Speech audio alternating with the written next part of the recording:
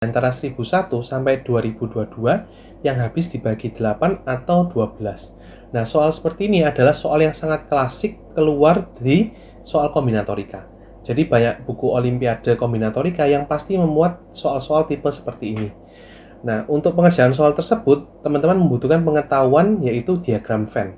Diagram Venn itu teman-teman bisa pelajari pada saat kelas 7 SMP. Oke, kita coba kerjakan.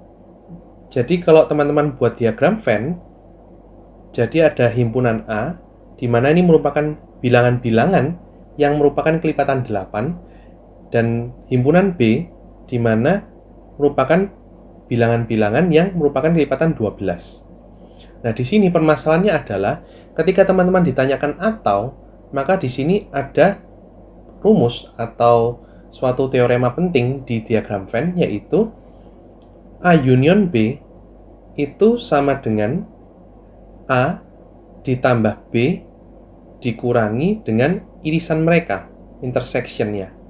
Mengapa begitu? Karena pada saat kita menghitung banyaknya A, kita juga menghitung ketika A dan B beririsan. Jadi mungkin untuk maksud soal ini, ketika teman-teman menghitung banyaknya bilangan yang habis dibagi 8, teman-teman menghitung bilangan yang habis dibagi 24. Sedangkan bilangan yang habis dibagi 24 itu juga habis dibagi oleh 12, di mana itu juga termasuk dalam himpunan B. Jadi daerah di tengah-tengah ini atau A irisan B itu teman-teman hitung sebanyak 2 kali. Padahal teman-teman seharusnya menghitung hanya 1 kali. Oke, di sini untuk himpunan A sendiri adalah banyaknya bilangan yang merupakan kelipatan dari 8. Itu bisa kita list ya. Dari pertama kali adalah 1008, karena 1000 tidak termasuk ya teman-teman. Seterusnya 1016, sampai yang terakhir adalah 2016. Nah, untuk mencari banyaknya bilangan di sini, teman-teman bisa lebih mudah menggunakan ketika dibagi dengan 8. Ketika dibagi dengan 8 akan menjadi 1008 dibagi 8 adalah 126, 1016 itu 127, dan seterusnya sampai 2016 adalah 252. Nah, untuk menghitung banyaknya bilangan di antara 126 sampai 252, mungkin teman-teman sudah tahu ya, rumusnya adalah 252 dikurangi 126, kemudian ditambah dengan 1. Atau hasilnya adalah 127. Nah, mungkin di sini teman-teman ada yang bingung ya, Kak, itu rumus dari mana? Aku akan berikan cara yang lebih rasional yang teman-teman akan mudah pahami. Jadi, angka 126 itu adalah satu bilangan. Jika kita menghitung sampai 127, itu akan menjadi 2 bilangan. Nah, untuk mendapatkan angka 126 menjadi 1, 127 menjadi 2, maka aku harus mengurangi bilangan-bilangan tersebut dengan 125. Jadi, ketika kita menghitung banyaknya bilangan sampai 252, kita cukup menguranginya dia dengan 125. Dan hasilnya adalah 127 bilangan. Oke? Untuk himpunan B, banyaknya bilangan yang habis dibagi 12, bilangan pertamanya juga sama, ternyata adalah 1008, kemudian dilanjutkan dengan 1020, dan lalu seterusnya sampai 2016 juga, teman-teman. Nah, 1008 ketika dibagi dengan 12, di sini akan menghasilkan 84. Kemudian 1020 ini adalah 85. Selanjutnya, sampai ke 2016, ini sama dengan 168.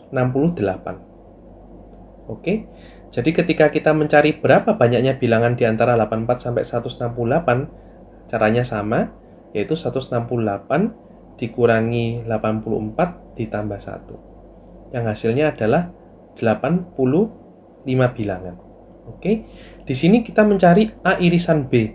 A irisan B adalah ketika bilangan tersebut habis dibagi 8 dan juga 12. Berarti kita mendaftar bilangan-bilangan yang habis dibagi oleh 24. Bilangan tersebut adalah tetap 1008, kemudian 1032, dan seterusnya sampai kembali lagi di 2016. Nah, 1008 dibagi dengan 24 adalah 42. 1032 ini adalah 43 dan seterusnya sampai 84. Banyaknya bilangan adalah 84 dikurangi 42 ditambah 1, yang hasilnya adalah 43. Oke, jadi banyaknya bilangan di sini yang kita cari adalah 127 ditambah dengan 85 dikurangi dengan 43, yang hasilnya adalah 169 bilangan. Oke teman-teman, untuk soal tipe lain cara pengerjaannya sama, sehingga teman-teman bisa coba sendiri di rumah ya. Oke, kita lanjut ke soal nomor 3. Jadi di sini diberikan sebuah ruangan yang terdapat 12 kursi, di mana baris pertama terdiri dari 3 kursi, baris kedua 4 kursi, dan baris terakhir adalah 5 kursi. Totalnya 12. Kemudian ada 12 siswa, termasuk Aska dan Budi, ingin menduduki kursi tersebut. Yang ditanyakan adalah banyaknya cara menempati kursi sehingga Aska dan Budi duduk di baris paling depan. Oke, jadi pertama-tama kita gambar dulu. Jadi ini 3 kursi pertama, 4 kursi kedua, dan 5 kursi terakhir. Nah, di sini pesanku sedikit untuk teman-teman. Soal nomor 1 ini adalah soal yang cukup mudah. Jadi walaupun dikategorikan ke dalam soal kemampuan lanjut, namun ternyata lebih mudah dibandingkan beberapa soal di kemampuan dasar.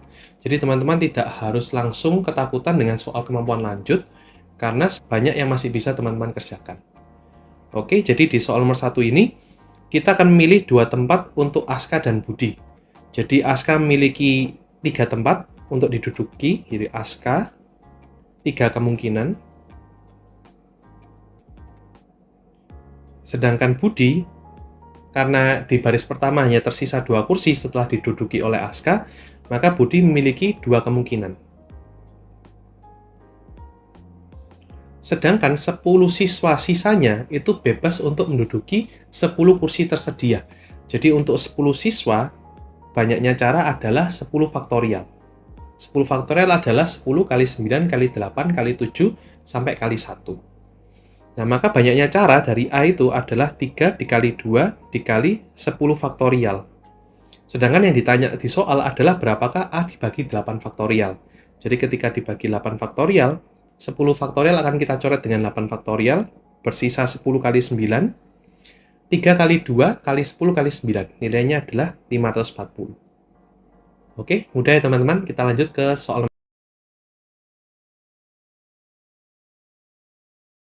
Oke teman-teman, kita masuk ke soal nomor 1. Jadi di sini diberikan sebuah papan catur persegi panjang yang berukuran 3 kali 18. Nah, jadi untuk soal kali ini bisa berbeda-beda ya teman-teman. Ada tipe 1 dari soal OSK yang panjangnya 3 kali 18. Ada tipe kedua yang 3 kali 20. Ada juga yang 3 kali 22. Jadi teman-teman tidak usah bingung, nanti aku akan bahas jawabannya satu persatu. Oke, jadi diberikan papan catur, bentuknya seperti ini. Kemudian terdapat 3 dikali 18. Jadi kurang lebih seperti ini.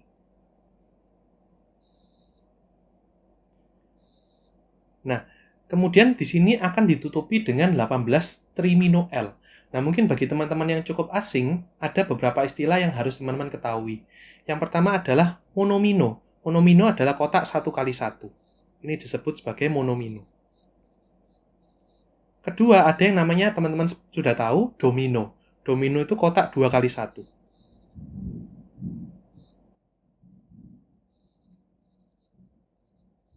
Kemudian, seperti yang teman-teman tahu di soal ini, trimino itu adalah kotak 3 1 kali 1. Jadi bisa berbentuk seperti I, juga bisa berbentuk seperti L. Nah, istilahnya dibagi menjadi I trimino dan L trimino. Sedangkan untuk tetromino atau yang berukuran 4, itu ada banyak bentuknya teman-teman. Dan teman-teman bisa membaca soal-soal yang seperti ini di buku Arthur Engel. Itu salah satu buku olimpiade yang cukup menarik untuk teman-teman pelajari. Oke? Jadi untuk tetromino ada yang berbentuk tetromino I, ada yang berbentuk tetromino L, ada yang berbentuk tetromino T, dan ada tetromino square, serta tetromino set. Nah, untuk soal kali ini kita berfokus hanya kepada trimino L, yaitu yang seperti ini. Nah, jika kita perhatikan, kotak 3 kali 18 itu harus ditutup dengan 18 trimino. Jadi, sepenuhnya tertutup, teman-teman. Tidak ada yang boleh berlubang. Dan tidak ada boleh yang saling tumpang tindih. Nah, di sini, jika teman-teman letakkan triminonya seperti ini, maka ada satu kotak di atas ini yang tidak bisa terisi. Sama juga ketika teman-teman mengisinya berbentuk seperti ini. Otomatis, 6 kotak di paling kiri ini harus diisi bentuknya salah satu seperti ini. Kalau seperti ini, mau nggak mau, yang bawah harus berbentuk seperti ini. Kasus lain, jika teman-teman menutupinya dengan cara seperti ini. Maka, bentuk yang bawah harus seperti ini.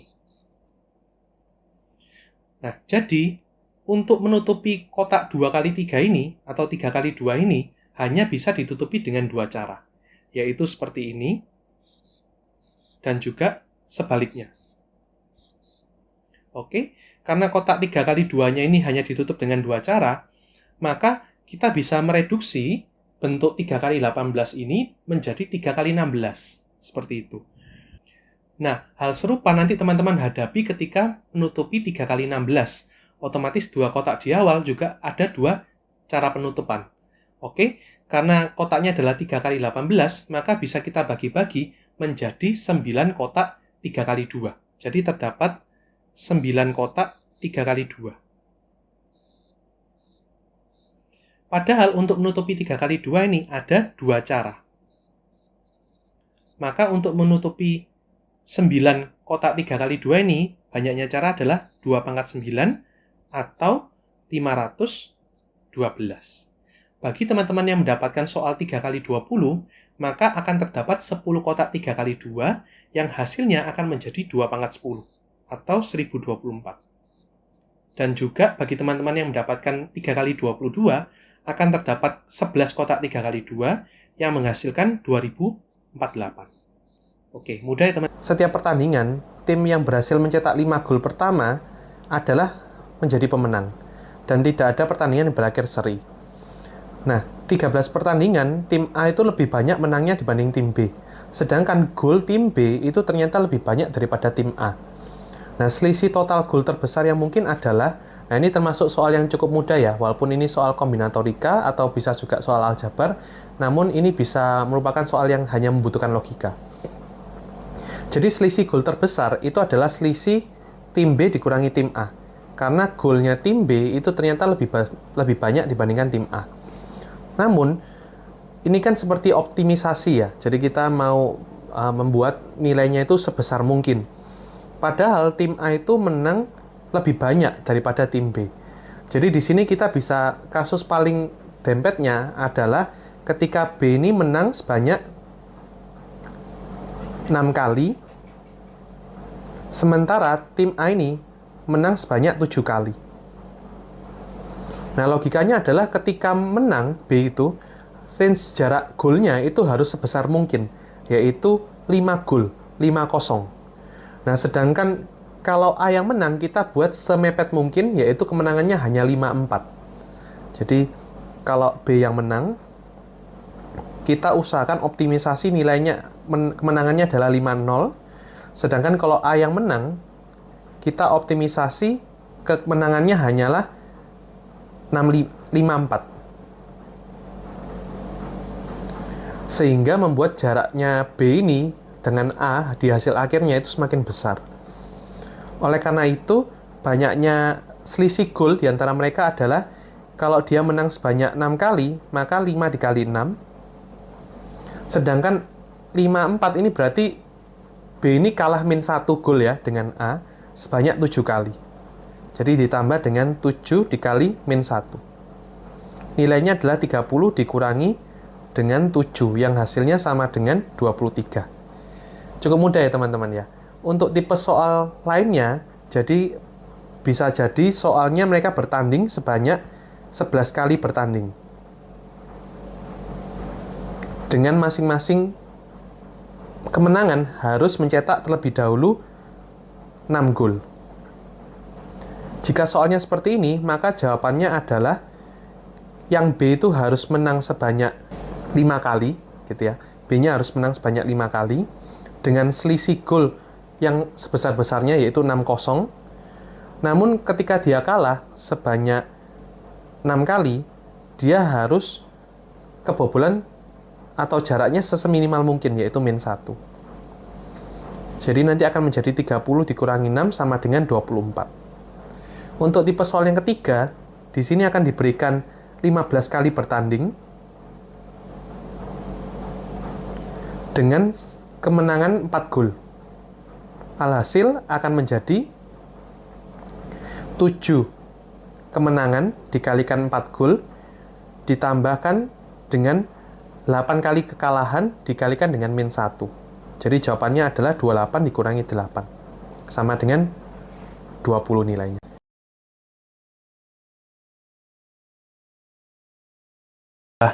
Himpunan bagian dari A, yang himpunan A itu sendiri adalah 24, 25, 26, sampai 35. Pertanyaannya adalah, tentukan banyaknya himpunan bagian yang hasil penjumlahan dari unsur terbesar dan terkecilnya adalah sama dengan 59. Nah, untuk menghasilkan 59, kita bisa mendapatkan dari suku terbesar dan terkecilnya adalah 24, ini terkecilnya, dan juga 35. Namun kita bisa juga mendapatkan 59 dari suku terkecilnya yaitu 25 dan suku terbesarnya adalah 34. Atau 26 dan juga 33, kemudian 27 dan 32, seterusnya 28 dan 31, 29 dan 30. Jadi ada 6 cara di sini.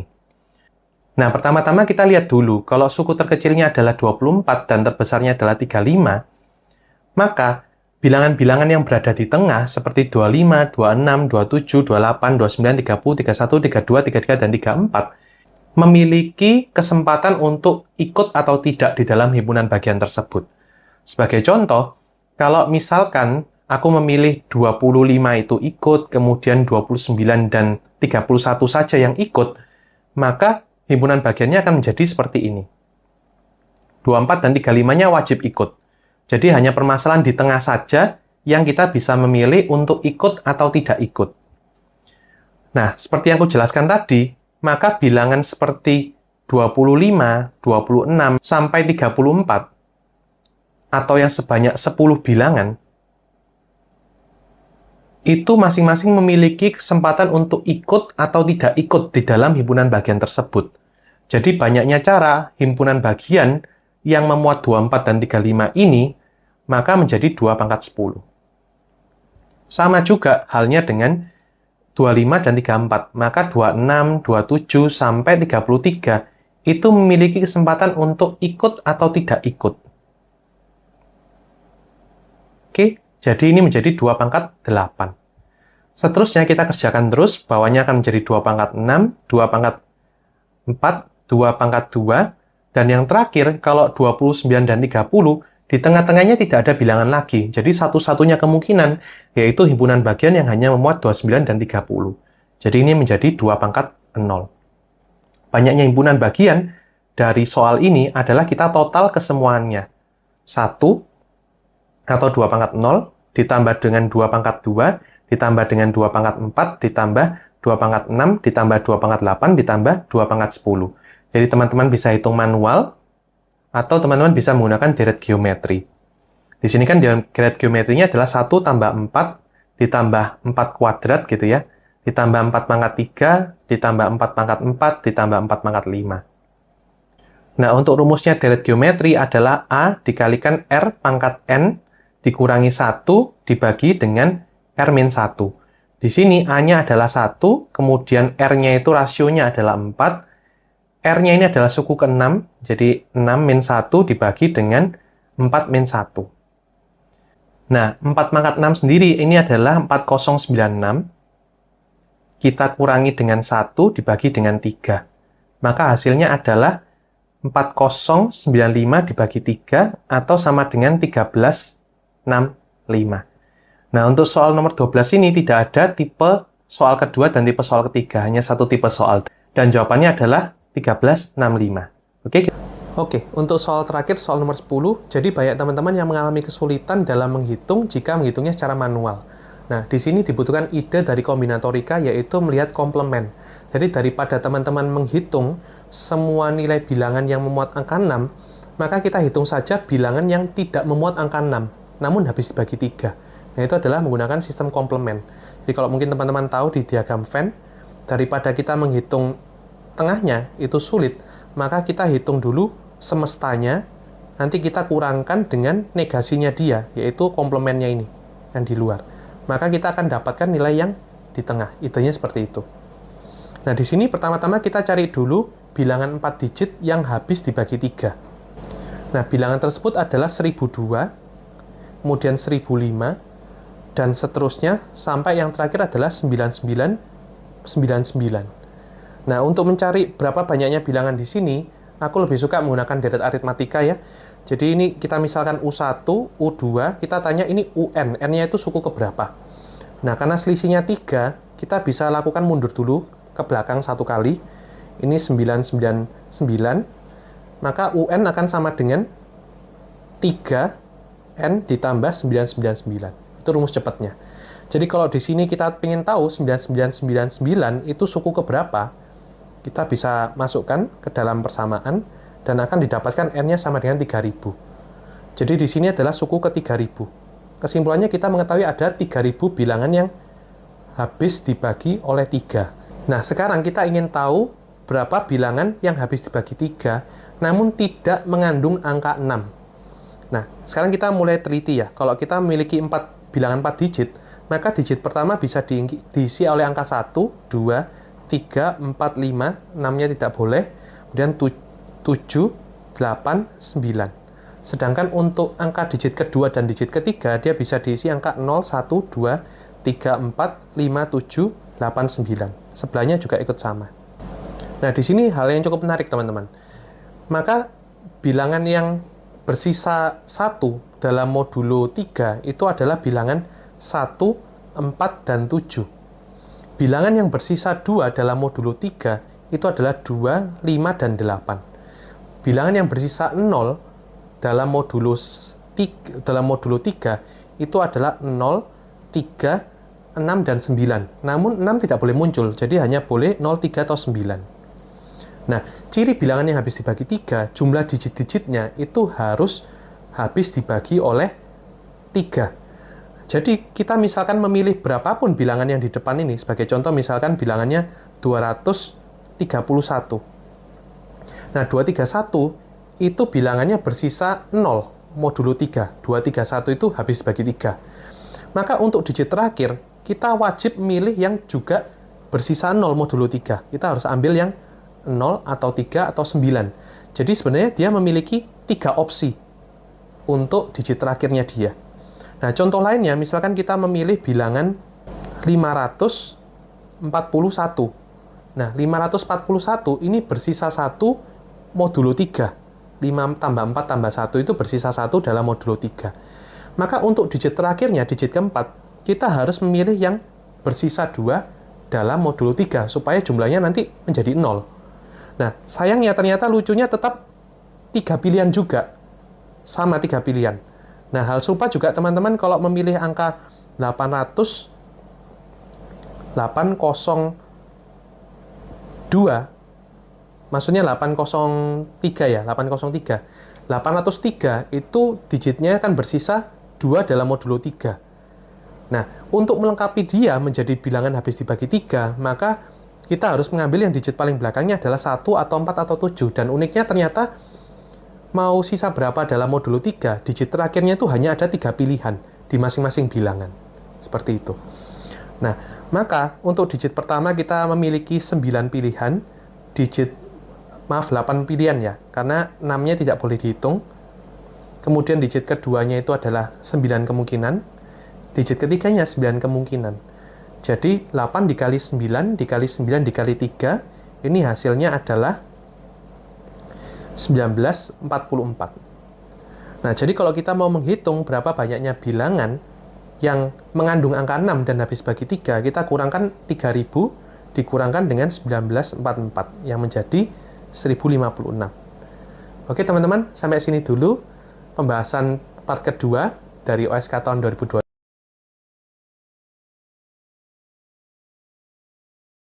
Untuk soal nomor 2, jadi diberikan 9 pasang kaos kaki yang diambil sekaligus, kemudian kita akan mendapatkan 4 kaos kaki. Jadi ada 9 pasang kaos kaki, jadi totalnya ada 18 kaos kaki.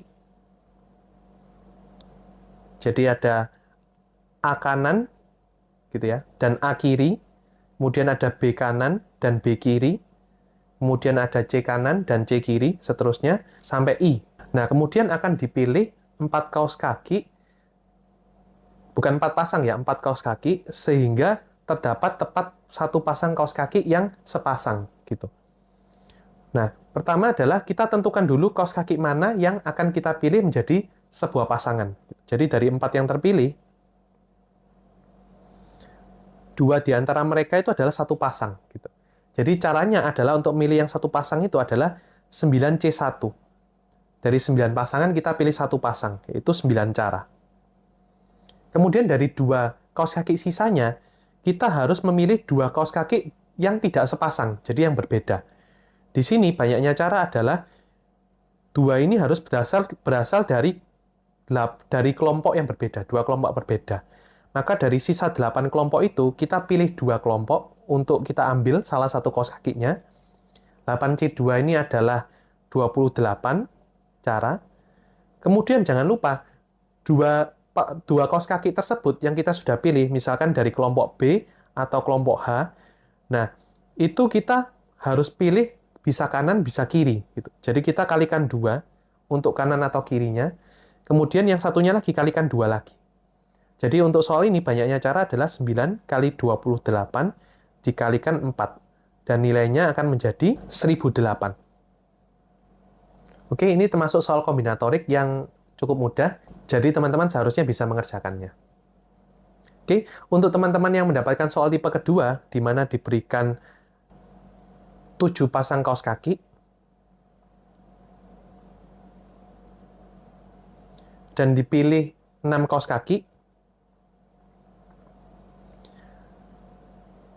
maka banyaknya cara akan menjadi 7C1 dikalikan dengan 6C2, 6C2 itu adalah 15, gitu ya. Caranya sama persis dengan yang atas ya, teman-teman.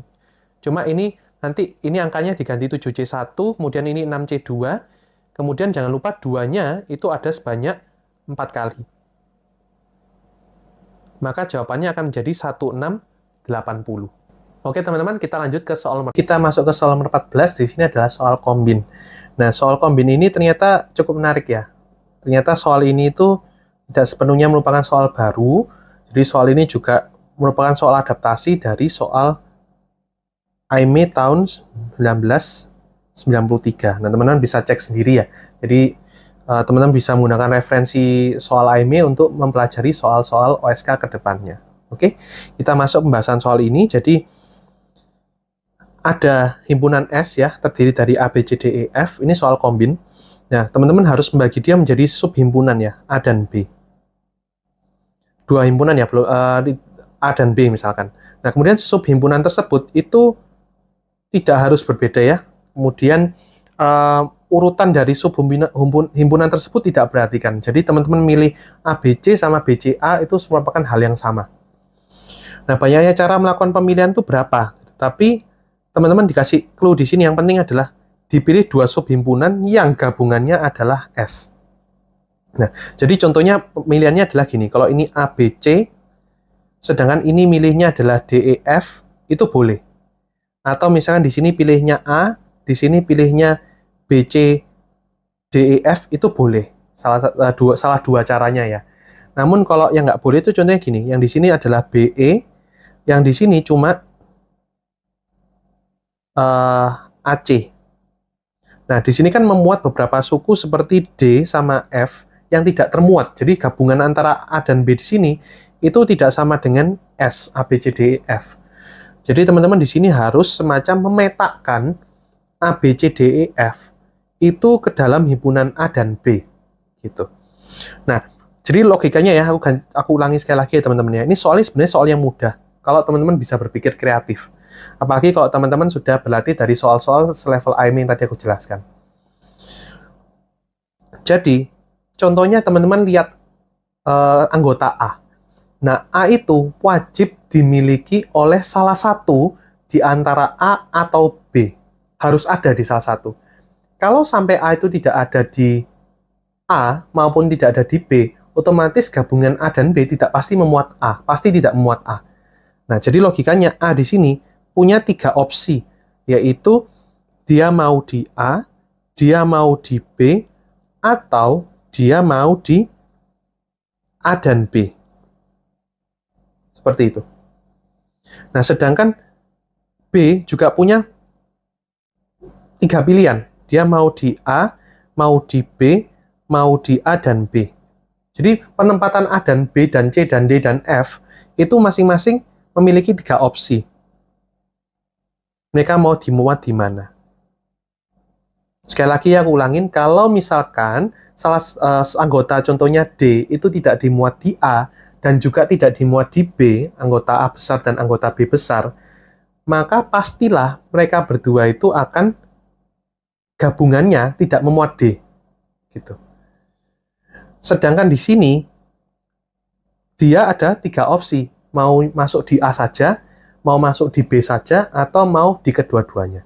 Jadi sebenarnya dengan mudah ya, teman-teman bisa melihat banyaknya cara untuk menempatkan anggota-anggota A, B, C, D, E, F ini ke dalam 2 subhimpunan, itu adalah tinggal 3 dibangkakan 6. Jadi sesimpel itu, harusnya mudah.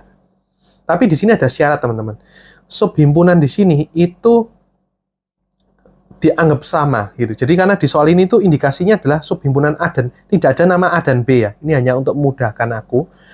Nah, jadi contohnya adalah misalkan teman-teman membagi menjadi AB dan yang di sini adalah CDEF. Sedangkan kalau aku baginya kebalik ya, di sini CDEF dulu, baru dibagi AB, itu merupakan himpunan yang sama, pembagian yang sama, satu cara. Jadi dari 3 pangkat 6 ini, kita semacam hitung double, pasti double. Karena contohnya kita baginya itu adalah AB dan CDEF, sementara di sisi lain kita juga menghitung CDEF dan AB, padahal itu satu kasus yang sama. Jadi sebenarnya logikanya kita harus membagi 2. Tapi di sini 3 pangkat 6-nya itu kan bilangan ganjil, tidak mungkin habis bagi 2. Berarti ada satu kasus yang ternyata kita cuma hitung 1 kali. Nah, satu-satunya kasus di sini adalah ketika teman-teman membaginya menjadi A, B, C, D, E, F. Dan yang di sini juga A, B, C, D, E, F. Jadi, masing-masing ke-6 anggota itu muncul di dua-duanya. Nah, kasus ini, itu tidak perlu dibagi 2. Ya, kasus ini tidak perlu dibagi 2. Kenapa? Karena hanya muncul 1 kali dalam 3 pangkat 6 itu. Namun, sisanya semua pembagian yang lain, itu murni semuanya muncul 2 kali, persis 2 kali. Hanya yang ini, yang sempurna ini, A, B, C, D, E, F dan A, B, C, D, E, F ini muncul 1 kali. Sisanya muncul 2 kali semua. Jadi paling baik adalah kita 3 pangkat 6 ini, kita kurangin 1 dulu, yaitu kurangi kasus A, B, C, D, E, F muncul di dua-duanya. Kemudian kita bagi 2, tujuannya supaya kita mendapatkan ketika dibolak-balik itu sama. Baru kita tambahkan lagi 1 kasus di mana A, B, C, D, E, F dan A, B, C, D, E, F. Hasil nanti 3 pangkat 6 itu nilainya adalah 729, dikurangi 1 bagi 2, ditambah 1, 728 dibagi dengan 2, itu adalah 364 ya. Kemudian ditambah 1, nanti jadinya adalah 365. Oke, kita lanjut ke soal nomor 5.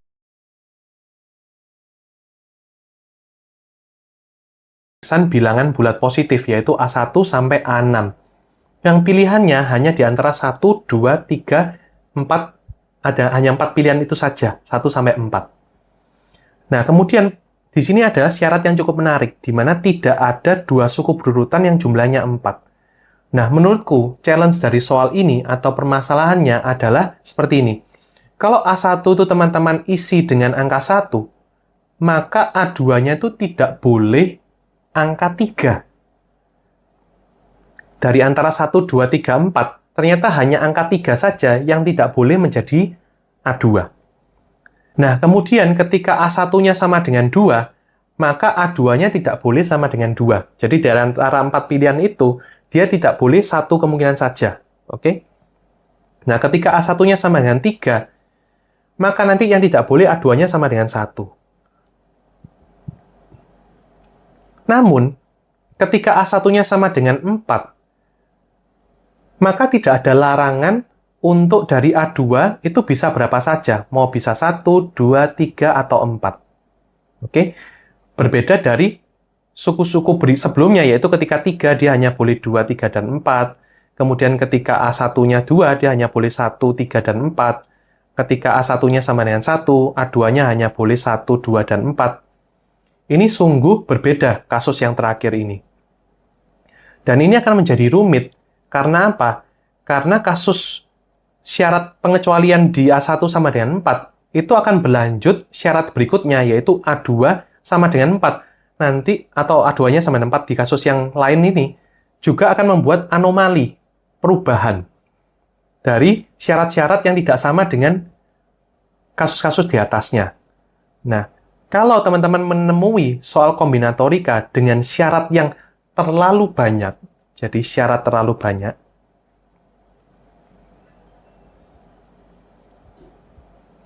itu sangat indikatif untuk menggunakan suatu ilmu baru di bidang kombinatorika yang namanya rekursi. Nah, rekursi ini sebenarnya diajarkan di tingkat yang lebih tinggi, mungkin untuk tingkat provinsi atau nasional, namun lebih banyak diajarkan di mata pelajaran komputer atau informatika, khususnya di soal-soal tingkat provinsi. Ini sangat menggunakan rekursi. Namun, untuk matematika sejujurnya cukup jarang dikeluarkan di tingkat kabupaten. Nah, sangat beruntung buat teman-teman yang sudah mempelajari rekursi ini sebelum OSK tersebut. Oke? Nah, kita coba sekarang kerjakan dengan menggunakan cara rekursi. Nah, di sini aku misalkan AN itu adalah banyaknya barisan A1, A2, A3, sampai AN gitu ya. Jadi, banyaknya barisan A1, A2, sampai seterusnya sampai AN, di mana tidak boleh ada dua suku berdekatan yang jumlahnya itu habis dibagi 4. Jadi, syaratnya sudah aku tentukan di dalam itu, tidak ada boleh yang habis jumlahnya berdekatan itu jumlahnya adalah 4. Nah, kemudian AN ini syaratnya aku tambahkan lagi. Terakhirnya ini, yang AN kecil ini, itu harus sama dengan 1. Jadi aku tentukan syarat tambahan. AN itu adalah banyaknya barisan, jadi aku tulis lebih rapi di sini. Banyaknya barisan A1, A2, sampai AN, di mana AN-nya itu sama dengan 1. Jadi kasus khusus AN-nya sama dengan 1. Paling belakangnya itu adalah 1. Nah, teman-teman perlu perhatikan kalau BN itu sama persis definisinya, banyaknya barisan A1 sampai AN, tetapi tidak boleh ada dua yang berdekatan jumlahnya 4. Tapi syaratnya di sini AN-nya itu sama dengan 2. CN itu nanti sama persis definisinya, namun syaratnya AN-nya harus sama dengan 3. Dan yang terakhir, DN, itu adalah banyaknya barisan A1, A2, sampai AN yang AN-nya sama dengan 4. Di soal ini, kalau kita perhatikan, kita cukup mencari sampai sukunya 6. Nah, tapi suku paling belakangnya itu boleh 1, boleh 2, boleh 3, boleh 4. Jadi sebenarnya yang dicari di soal ini, kalau kita menggunakan definisi rekursi yang kita barusan definisikan, yang dicari adalah berapakah A6 ditambah dengan B6, ditambah dengan C6, ditambah dengan D6.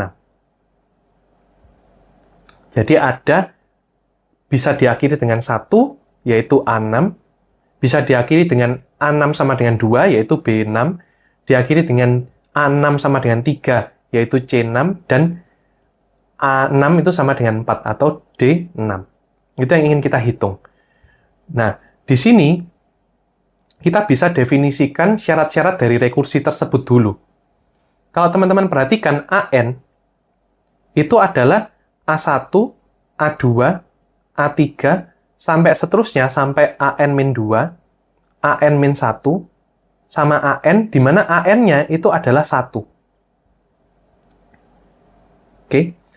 Nah, sebenarnya, N-1 suku sebelumnya ini, itu juga bisa kita tuliskan sebagai sebuah rekursi, yaitu A atau B atau C atau D, N-1. Karena panjang barisannya adalah N-1. Tapi teman-teman perlu hati-hati, AN-1 di sini tidak boleh sama dengan 3. Karena kalau sama dengan 3, maka jumlahnya akan menjadi 4 di sini. Mungkin kalau teman-teman penasaran, loh Kak, di tengah-tengah ini kan bisa juga terjadi jumlahnya sama dengan 4. Jawaban untuk soal ini adalah karena kita sudah mendeskripsikan di awal, di tengah-tengah di antara A1, A2, kemudian sampai AN-1 dan AN, tidak ada yang jumlahnya 4. Sekarang yang kita pedulikan hanya dua suku terakhir, ini yang akan menjadi masalah. Jadi untuk soal ini, AN bisa kita tulis sebagai AN-1 ditambah dengan BN-1, tapi tidak boleh CN-1, karena kalau CN-1 maka diakhiri dengan angka 3, kan tidak boleh 3 ketemu 1. Tapi kalau belakangnya 4 itu boleh, jadi DN-1. Sama juga kalau ketika BN, BN itu adalah yang diakhiri dengan angka 2.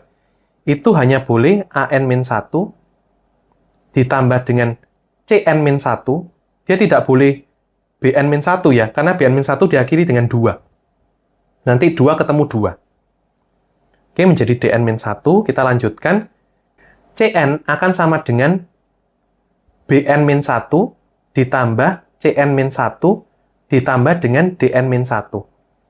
Dia tidak boleh sama dengan AN-1 karena AN-1 itu diakhiri dengan angka 1. Kalau 1 habis 3, maka jumlahnya akan menjadi 4. Oke. Yang terakhir di sini adalah DN.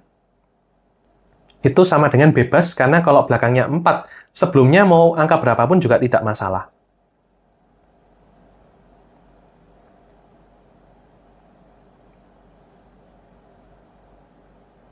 Nah, uniknya di sini, teman-teman, kalau mengerjakan soal rekursi, teman-teman cukup menyelesaikan salah satu variabel saja. Misalkan selesaikan D, itu akan memberikan solusi yang sama persis untuk C, A, dan B. Ini adalah sifat dari rekursi yang cukup menarik. Jadi di sini aku coba ganti D-nya. Jadi aku ingin menyelesaikan D-nya. Oke, DN akan sama dengan AN-1. Nah, AN-1 di sini aku ganti dengan yang barisan paling atas. Indeksnya aku mundurkan satu semua, jadi AN-1 akan menjadi sama dengan AN-2 ditambah dengan BN-2 ditambah dengan DN-2. Itu untuk AN-1. Indeksnya kita mundurkan satu semua ya. Kemudian untuk BN-1, ini sama tulis dengan yang bawah, bagian nomor 2 ini. Ini akan menjadi AN-2 ditambah dengan CN-2 ditambahkan dengan DN-2. Untuk CN-1, ini akan kita tulis sebagai BN-2 ditambah dengan CN-2 ditambah dengan DN-2. Yang terakhir, DN-1-nya tidak perlu kita ubah, karena tetap saja, karena kita tetap akan mengubah semuanya dalam DN. Nah, di sini kita bisa kumpulkan, aku bisa tulis menjadi 2AN-2 ditambah dengan 2BN-2 ditambah dengan 2CN-2 ditambah dengan 3 kali DN-2 ditambah dengan DN-1. Nah, jangan lupa teman-teman di soal ini, DN itu sama dengan A tambah B tambah C tambah D. Jadi kalau di sini ada 2 kali yang indeksnya sama N-2 semua, kita bisa tulis sebagai 2 kali DN-1. Karena indeksnya N-2 kita jadi DN-1. Tapi kita tadi hanya mengambil 2 ya untuk DN-2. Jadi di sini tetap sisa DN-2 ditambah dengan DN-1. Nah, rekursi ini sebenarnya kelihatan cukup sulit kalau teman-teman tidak pernah belajar, tapi kalau teman-teman pahami, sudah pernah mengerjakan soalnya sekali saja, mungkin Ini bukan termasuk hal yang mengagetkan atau sulit. Oke? Kita ubah menjadi suatu formula, yaitu dn itu sama dengan 3dn-1 ditambah dengan dn-2. Nah, seperti yang aku bilang, maka nanti relasi rekursi yang lain juga akan sama, yaitu Cn sama dengan 3Cn-1 ditambah Cn-2. Sama juga untuk B dan A. Jadi kalau kita total semuanya, misalkan aku kasih lambang Tn atau total N, itu akan menjadi Tn-1 kita kalikan dengan 3 ditambah dengan Tn-2.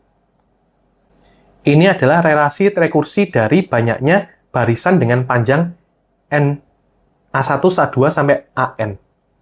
Yang kita ingin tahu adalah T6, yaitu totalnya.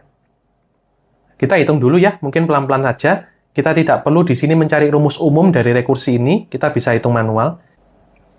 Di sini T1 adalah banyaknya barisan yang hanya terdiri dari A1. Jadi boleh angka 1, 2, 3, dan 4. Maka banyaknya adalah 4. Untuk T2 ini adalah bilangan A1 dan A2, di mana dia bebas harusnya. Boleh 1, 2, 3, 4. Boleh 1, 2, 3, 4. Harusnya adalah 4 kali 4, yaitu 16. Tapi yang dilarang itu contohnya adalah 1, 3, karena jumlahnya adalah 4. 2, 2, dan 3, 1. Maka kita harus kurangi dengan 3. Sehingga T2 adalah 13. Nah, T3 bisa menggunakan relasi rekursi di atas, yaitu 3 kali T2 ditambah dengan T1. Yaitu 3 dikalikan 13 ditambah 4, yang nilainya akan menjadi 43. Kita lanjut untuk T4. T4 akan menjadi 3 kali T3 ditambah dengan T2. Dia akan menjadi 3 dikali 43 ditambah 13. Nilainya akan menjadi 142. Oke, dan untuk T5 sama dengan 3 dikali T4 ditambah dengan T3. 3 dikali 142 ditambah dengan 43, nilainya akan menjadi 469. Dan yang terakhir yang kita mau cari tahu, T6 itu adalah 3 dikalikan dengan 469 ditambahkan dengan 142, hasilnya akan menjadi 1549. Jadi jawaban untuk soal ini adalah 1549, banyaknya barisan A1 sampai A6. Oke. Jadi untuk tipe soal 1, kalau teman-teman mendapatkan maksimal itu 1 sampai 4 seperti ini, maka jawabannya adalah 1549. Kalau teman-teman mendapatkan tipe soal kedua, yaitu angkanya 1 sampai 5, mungkin ini sedikit lebih sulit ya, lebih kompleks. Nanti relasi rekursinya mirip, tapi bentuknya menjadi Tn sama dengan 4 kali Tn-1 ditambah dengan Tn-2.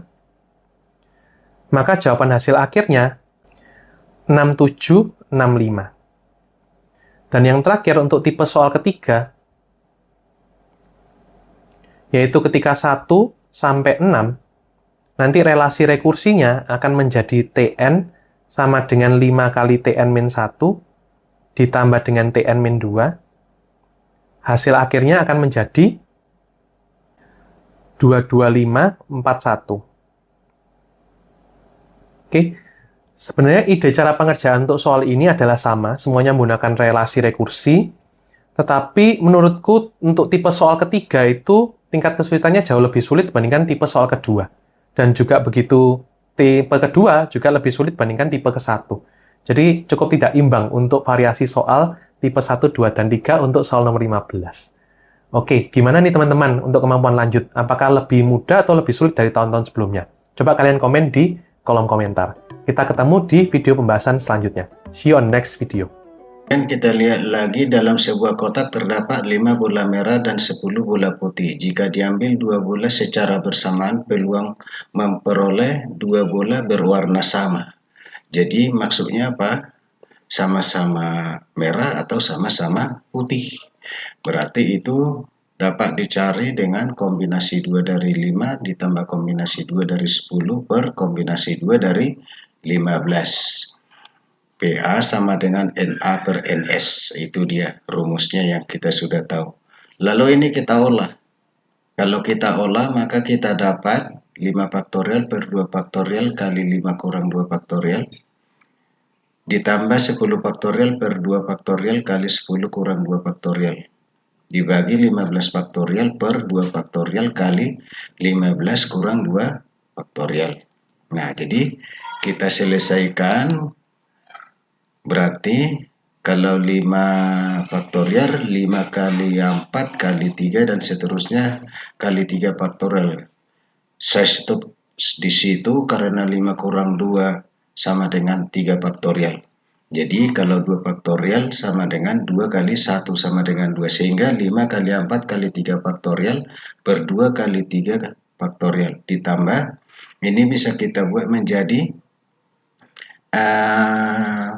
10 kali 9 kali 8 faktorial. Kenapa di stop di situ? Karena 10 kurang 2 8. Jadi 8 faktorial di sini.